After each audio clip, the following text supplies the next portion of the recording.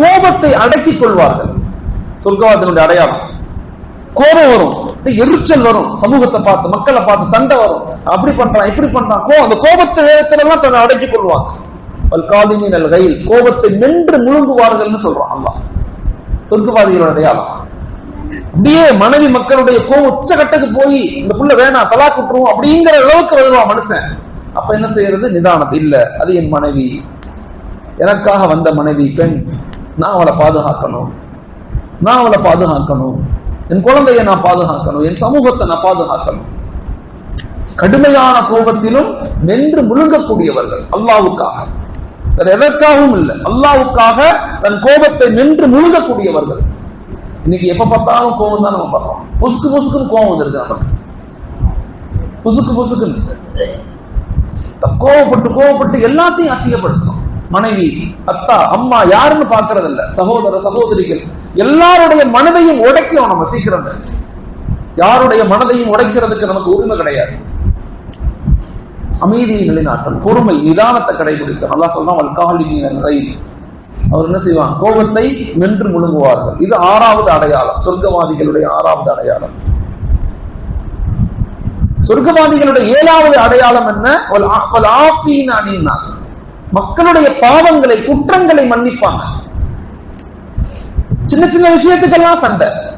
யாரும் இன்னைக்கு யாரையும் மன்னிக்கிறது இல்ல. மனைவி கணவரை மன்னிக்கிறது இல்ல, கணவர் மனைவியை மன்னிக்கிறது இல்ல, அத்தா மகனை மன்னிக்கிறது இல்ல, மகன் அத்தாவை மன்னிக்கிறது இல்ல. மன்னிப்பு இல்லை. இஸ்லாமிய மார்க்கத்தினுடைய உச்சகட்டமான ஒரு நிகழ்வு மன்னித்தல் தான். உச்சகட்டமான மக்கா வெற்றி அடைஞ்சிருச்சு. மக்கா வெற்றி அடைஞ்சா அல்லாஹ் ஹஸரத் ஸல்லல்லாஹு சொல்றாங்க, நான் எல்லாத்தையும் மன்னிச்சுட்டு வாங்கன்னு கூப்பிடுறான். எல்லாம் பயந்து போய் வீட்டுக்குள்ள ஒளிகிறாங்க, பயந்து போய் ஒளிகிறாங்க. எல்லாரும் ஸல்லல்லாஹு அலைஹி வஸல்லம் மக்காவை கைப்பற்றிட்டாங்க.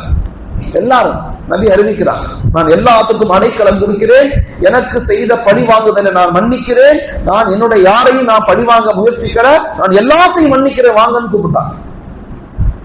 ஃபத்ஹ் மக்காவுடைய வெற்றிக்கு முன்னாடி அன்னைக்கு நான் சொன்னேன், ஹாலித் இப்னு வலீத் ரலியல்லாஹு அண்ணன் வந்தார். ஸல்லல்லாஹு அலைஹி வஸல்லம் வந்தாங்க. அவர் பேர் வலீத் இப்னு வலீத். அவர் வந்தார், சலாம் சொல்லி அஸ்ஸலாமு அலைக்கும் யா ரசூலல்லாஹ், நீங்க வலீத் இப்னு வலீத் தானே? ஸல்லல்லாஹு கேட்டாங்க. ஆமா. உங்க தம்பி தானே ஹாலித் இப்னு வலீத்?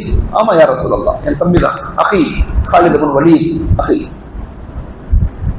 ஸல்லல்லாஹு கேட்டாங்க, உங்க தம்பியை என்ன புரிஞ்சுக்க மாட்டேங்கிறார், நான் நல்லது தானே சொல்றேன், நான் தப்பு ஒண்ணு சொல்லலையே, நான் மக்களுக்கு மத்த நல்லது தானே சொல்றேன், ஏன் அவர் என்ன புரிஞ்சுக்கல? என்னை பத்தி அவர்கிட்ட சொல்லுங்க, நான் கேட்டதா சொல்லுங்க, என் சலாம சொல்லுங்க, நான் அவருக்கு துவா செய்யறேன்னு சொல்லுங்க.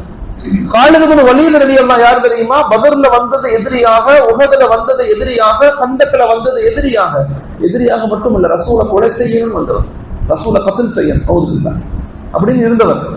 நபி கேட்கிறாங்க, உங்க தம்பியை கேட்டதா சொல்லுங்க. வலீத் இப்னு வலீத் ரலியல்லாஹு வீட்டுக்கு போறாங்க.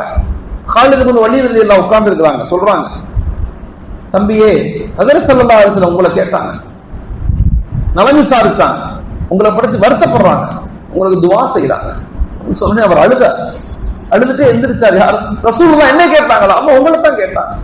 அழுதுகிட்டே போனார். யார் ரசூலுல்லாஹ், என்ன மன்னிச்சிருங்க யா ரசூலுல்லாஹ். கையை பிடிச்சாரு. அஷ்ஹது அல்லாஹ் இலாஹ இல்லல்லாஹ் வ அஷ்ஹது அன்ன முஹம்மதன் அப்துஹு வ ரசூலுஹு. கலிமா சொல்லி இஸ்லாத்துக்கு வந்துட்டார். அவர் பேர் தான் சைஃபுல்லாஹ், அல்லாஹ்வுடைய வாள் அப்படின்னு பேர் எடுத்தவர். எந்த யுத்தத்துக்கு போனாலும் வெற்றி. காரணம் என்ன? மன்னித்தல். நம்ம சொர்க்கவாதிகளுடைய 7வது அடையாளம் என்ன? மக்களை மன்னிப்பார்கள். மக்களுடைய பாவங்களை அப்படியே கண்டுகொள்ளாம அப்படியே மன்னிச்சுக்குவாங்க. சரி சரி பரவாயில்ல, பார்த்து அப்புறம் பார்த்துக்கலாம். அப்படிப்பட்ட ஒரு வாழ்க்கை முறை இருக்கணும். அது சொர்க்கவாதிகளுடைய அடையாளம். சில பேர் எதுக்கெடுத்தாலும் டென்ஷன் ஆகி கத்தி எதையும் மன்னிக்கிறது இல்லை, யாரையும் மன்னிக்கிறது இல்லை, ஆரம்பிச்சாவே சண்டை தான். 7வது அடையாளம். 8வது அடையாளம் என்னன்னா, வல்லதீன இதா ஃபஅலு ஃபாஹிஷத்தன் அவ் ஸலமு அன்ஃபுஸஹும். ஒரு தவறான காரியத்துல ஈடுபடுறார் ஒருத்தர், தவறான காரியம், அவ் ஸலமு அன்ஃபுஸஹும், இல்ல தனக்குத்தானே தவறு செய்யறார், மது அருந்துறார், அசிங்கமான படங்கள் பார்க்கிறாரு, தப்பான செய்கள் செய்யறாரு, தனக்குத்தானே.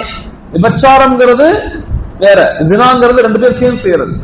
இந்த இடத்துல மிக முக்கியமான ஆயத்து அது.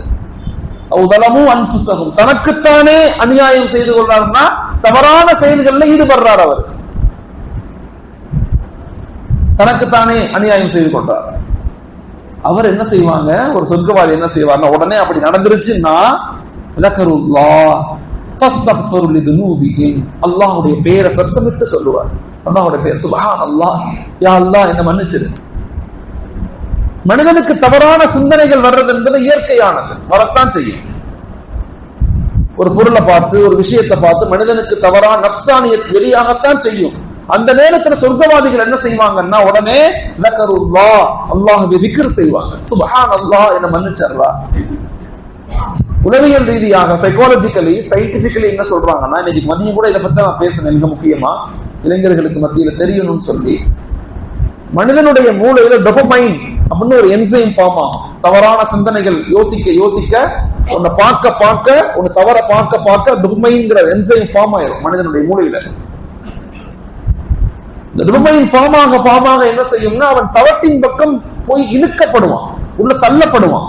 ஷைத்தான் அப்படித்தான் சூழ்ச்சி பண்ணுவான்.